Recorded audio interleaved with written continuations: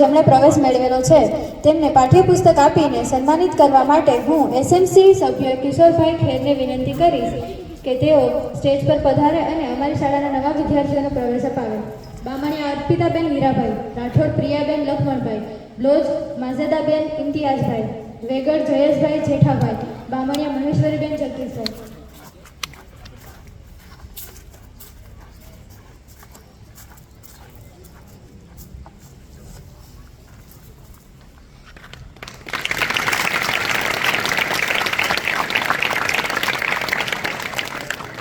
Thank you so much sir.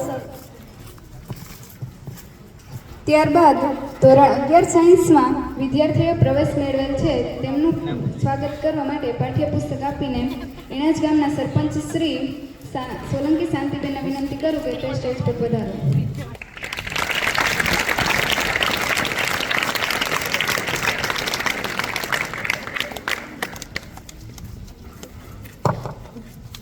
આપ સૌનો ખૂબ ખૂબ આભાર.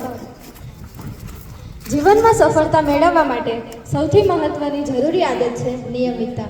જો બાળકમાં નિયમિતતા જ ના હોય તો તે પોતાનું ઉજ્જવળ ભવિષ્ય કઈ રીતે સજાવી શકે?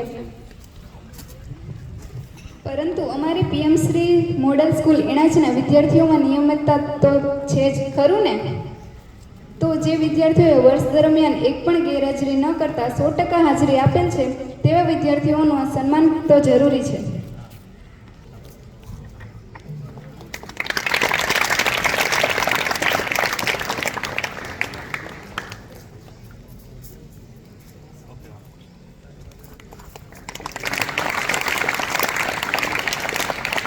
આ બાળકો ધોરણ 9માં અભ્યાસ કરે છે.